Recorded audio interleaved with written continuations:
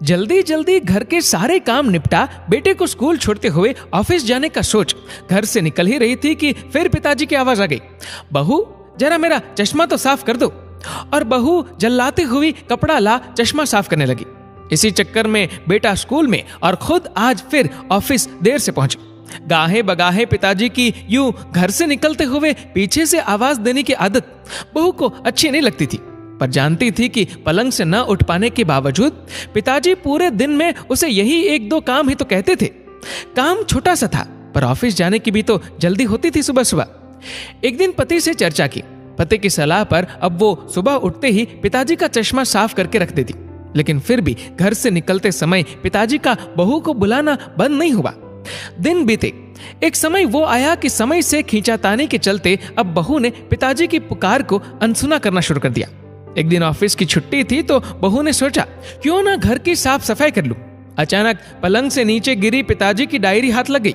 उसे पलंग पर उठाकर रखते हुए उत्सुकता हुई कि देखूं तो सही पिताजी सारा दिन क्या लिखते रहते हैं। यही सोचकर यूं ही खोल दिया एक पन्ना। उस पन्ने पर लिखा था, मेरी प्यारी बहू, आज की इस भागदौड़ भरी जिंदगी में घर से निकलते समय बच्चे अक्सर बड़ों का आशीर्वाद लेना भूल जाते हैं। बस इसीलिए जब तुम चश्मा साफ कर मुझे देने के लिए झुकती हो तो मैं मन ही मन अपना हाथ तुम्हारे सर पर रख देता। वैसे मेरा आशीष सदा तुम्हारे साथ है बेटा। आंखें नम हो गई। बस अगले दिन से ही बहू ससुर का रिश्ता मानो पिता पुत्री में बदल गया। अब 5 मिनट पहले तैयार होकर बेटे को स्कूल छोड़ने के लिए पिताजी की आवाज से पहले ही बहू चश्मे को साफ कर देती। पीने के पानी का जग उनके पलंग के सिरहाने रखती। जाते समय लाड़ प्यार से 2-4 वाक्यों में सारे दिन की हिदायतें देती। कभी उनके फल या दवाई न खाने का उलाहना और अंत में, अच्छा बाबूजी ऑफिस को देरी हो रही है, चलो बेटा बाबूजी को बाय बोलो, कहकर घर से निकलती। बूढ़ी हड्डियों में न जाने कैसे ताकत से आने लगी। दवाई वही थी, पर सेहत में सुधार 10 गुना होने लगा।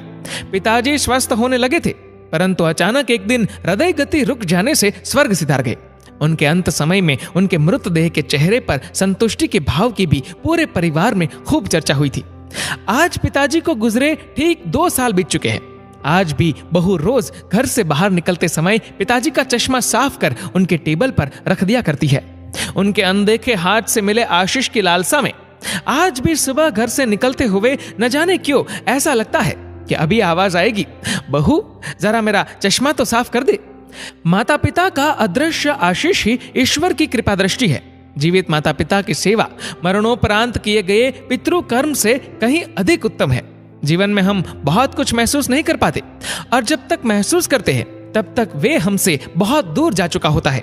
आइए इन बूढ़े वृक्षों को जल रूपी स्नेह तथा सेवा रूपी खाद से संजोकर फिर से युवा, स्वस्थ तथा हरा भरा करने का प्रयास करें। दोस्तों, इस वीडियो को लेकर आपकी क्या राय है, नीचे कमेंट करके जरूर बताएगा। और अगर आपको वीडियो अच्छा लगा हो तो इस वीडियो को लाइक करेगा, शेयर करेगा ज्यादा से ज्यादा लोगों तक। और ऐसे ही और भी इंस्पिरेशनल वीडियोस के लिए सब्सक्राइब करें हमारे यूट्यूब चैनल को और फेसबुक पर फॉलो करें हमारे पेज को। धन्यवाद।